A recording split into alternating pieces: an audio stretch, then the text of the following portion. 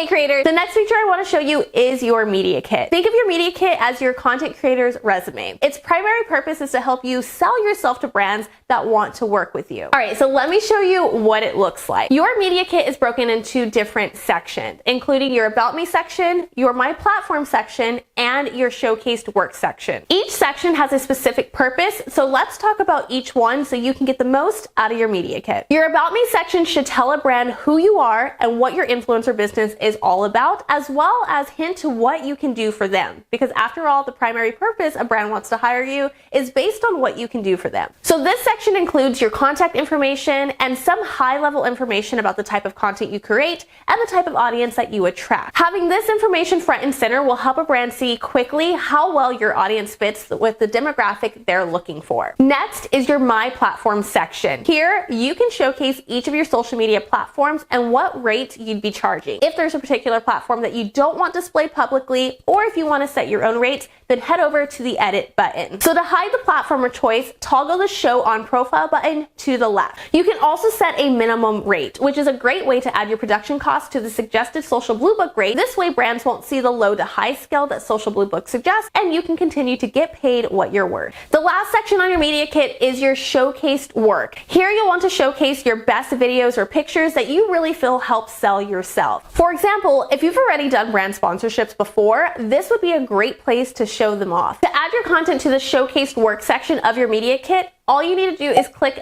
Upload a Picture or Video button to add your content to the page. We support both YouTube and TikTok video links. Now that you've got your media kit together, it's time to track those brand deals, which we'll talk about in the next video.